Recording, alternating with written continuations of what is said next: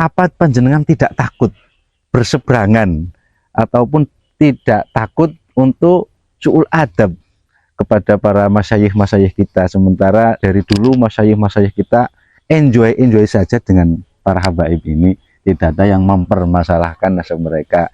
Assalamualaikum warahmatullahi wabarakatuh. Saya Wahib Maksum, kali ini diberi kesempatan untuk wawancara dengan orang yang selama ini tidak meyakini habaib sebagai zuriatun Nabi Muhammad Shallallahu Alaihi Wasallam. Ini dengan Mbah Idwam Al-Curuti. Yang pertama akan saya tanyakan, Mbah Idwam, kenapa jenengan tidak meyakini habaib sebagai zuriatun Nabi?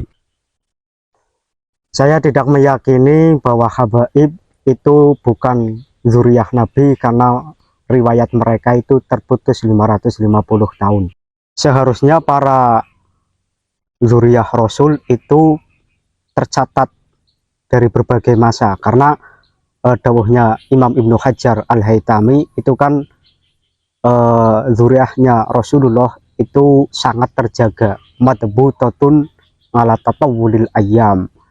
Jadi ketika periwayatannya itu terputus kan otomatis tidak logis menurut saya, karena madbutatun ala tatawulil ayyam. Dan kekosongan periwayatan nasab alwi para habaib itu sampai 550 tahun.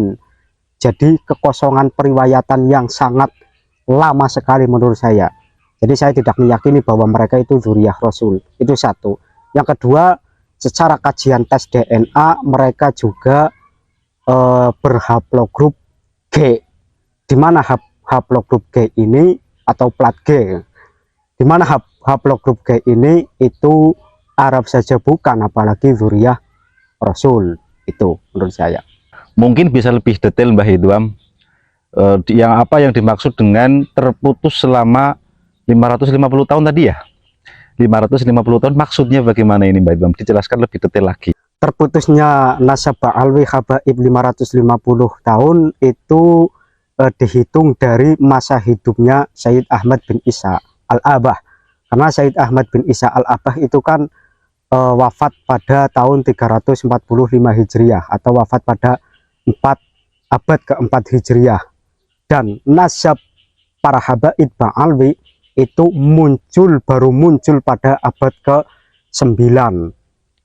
Jadi itu maksud daripada periwayatannya itu terjadi kekosongan selama 550 tahun. Berarti yang dimaksud panjenengan seharusnya nasab mulia Kanjeng Nabi Muhammad Shallallahu Alaihi Wasallam itu selalu tercatat rapi sepanjang masa kayak gitu. Ala tatawulil ayam, tidak ada jeda walaupun hanya 1-2 tahun ya, tercatat rapi, apalagi ini sampai ratusan tahun begitu Mbak Idwam. Oke, terus kemudian apa panjenengan tidak takut berseberangan ataupun tidak takut untuk su'ul adab kepada para masyayikh kita, sementara dari dulu masyayikh kita enjoy saja dengan para habaib ini, tidak ada yang mempermasalahkan nasab mereka. Mbah Nawawi sendiri juga di dalam kitab Uqudil Jinnya menyebutkan kalau ada istilah habib untuk zuriyah Nabi, kalau tidak salah seperti itu di dalam kitab Uqudil Jin ya, ada istilah yang digunakan oleh sebagian orang yang bernama Habib sebagai zuriyah Rasul. Seperti itu, tidak takut panjenengan berseberangan dengan Mbah Nawawi, misalkan Al-Bantani, kemudian dengan masyayikh kiai-kiai kita juga enjoy saja dengan para habaib.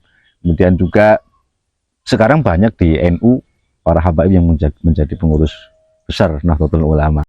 Ini kan masalah ilmu ya, jadi menurut saya kalau masalah ilmu kan jangan dibentur-benturkan dengan su'ul adab, jangan dulu, karena habaib itu kan mengklaim dirinya cucunya Rasulullah, itu yang pertama. Yang kedua, mereka juga mengklaim bahwa nasab Ba'alwi itu adalah nasab sadat paling soheh, itu kan klaim mereka.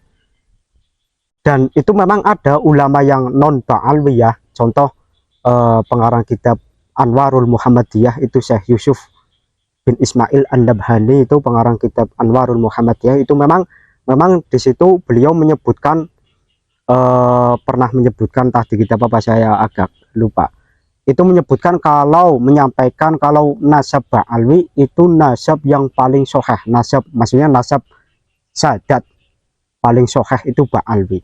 Nah, secara tradisi keilmuan klaim-klaim seperti itu kan perlu diuji, validitasnya perlu diuji.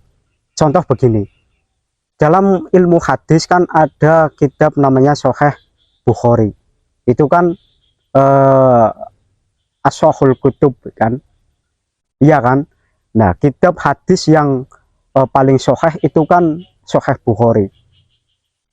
Penyematan Sahih Bukhari itu disebut kitab paling sahih, itu kan sudah ada apa namanya penelitian terlebih dahulu, sudah ada uji validitasnya terlebih dahulu, iya kan, oleh ulama-ulama sezaman Imam Bukhari maupun setelah Imam Bukhari. Itu aja ada uji validitasnya terlebih dahulu, apakah benar hadis-hadis yang ditulis oleh Imam Bukhari pada sahihnya itu memang benar-benar sahih apa tidak. Itu kan ada uji validitasnya terlebih dahulu, secara matan bagaimana, secara rawi bagaimana, apa rawinya itu memang benar-benar dobit atau tidak, benar-benar adil atau tidak, benar-benar wirai atau tidak, hafalannya kuat atau tidak. Itu kan sudah diuji. Dan sesuatu apapun yang disandarkan kepada Rasulullah itu perlu di cross check apakah betul atau tidak. Nah, maka dalam hal ini validitasnya klan Ba'alwi yang selama ini mengklaim dirinya itu cucunya Rasulullah ya perlu diuji. Nah, ujian ini, uji validitas nasab Ba'alwi ini itu ya bukan dalam rangka kita itu menjatuhkan nasab mereka atau tidak, itu bukan, tapi ini mengkaji secara ilmiah apakah betul mereka itu benar-benar cucu Rasulullah atau tidak. Jadi kita dengan Imam Nawawi, dengan Syekh Nawawi Banten ya, yang pengarang kitab Ngukudul Ujen, ya, atau dengan kiai-kiai kita yang enjoy saja dengan habaib, apakah kita tidak sul adab? Ya tidak, karena ini dalam ranah ilmu, begitu. Baik, kalau memang seperti itu, ada juga ulama yang mengatakan kalau nasabnya Wali Songo sebagai orang yang paling berjasa dalam penyebaran agama Islam di Indonesia, juga bukannya nasab mereka nyambungnya ke habaib juga. Berarti kalau misalkan panjenengan menafikan nasabnya habaib, memutuskan nasabnya habaib nyambung ke Rasulullah, berarti panjenengan juga menafikan nasabnya Wali Songo, Mbah. Nggak takut? Kalau nasabnya Aulia Tisngah, nasabnya Wali Songo, itu kan sudah diuji validitasnya. Dan ternyata Wali Songo itu tidak lewat Ba'alwi. Ya, ada yang lewatnya Abdul Qadir Al-Jilani, ada yang lewat Musa Al-Kazim. Dan itu sudah diuji validitasnya. Dan secara kajian tes DNA juga beberapa zuriyah Wali Songo sudah ada yang tes DNA. Itu yang pertama. Yang kedua, bagi masyarakat terutama orang-orang Nahdiyin, menurut saya itu merujuk ke bukunya Kiai Agus Sunyoto Atlas Wali Songo. Karena di dalam buku Atlas Wali Songo itu kan Kiai Agus Sunyoto itu referensinya itu sangat banyak menurut saya. Referensinya banyak, ada serat wali sana, ada apa namanya naskah-naskah yang lain yang menyebutkan tentang silsilah Wali Songo.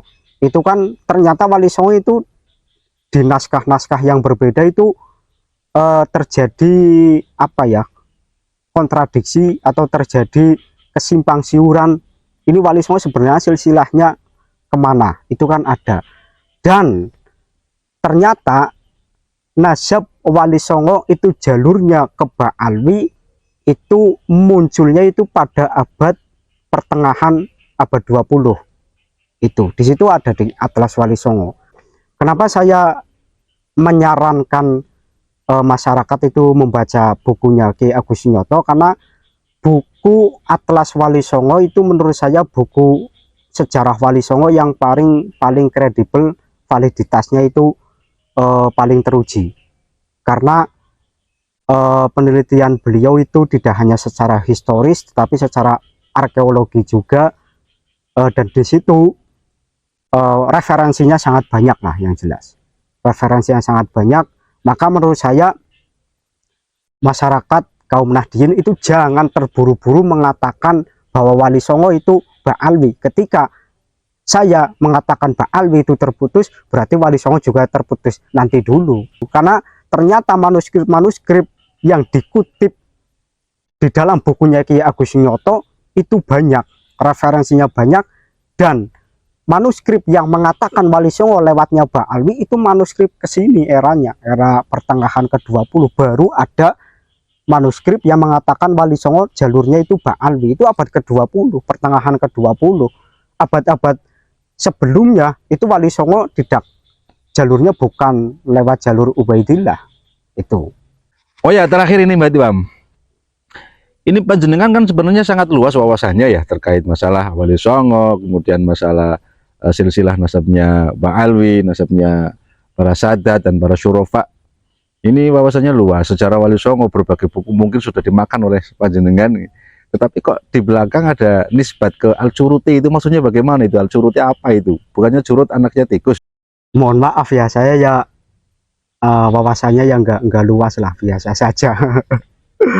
Ya cuma tahu sedikit lah, tahu sedikit, enggak luas enggak.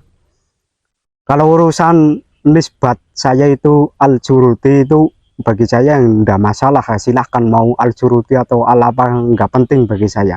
Al-Curuti itu kan cuma guyonan saja, karena terinspirasi daripada ceramahnya Habib Bahar itu kan sering mengatakan curut-curut ya, kayak gitu. Jadi ya nggak apa-apa lah saya dibilang curut, nggak apa-apa, daripada ulama-ulama Nusantara yang dibilang curut, maka saya menisbatkan diri sebagai curut ya. Itu cuma sebatas guyon saja.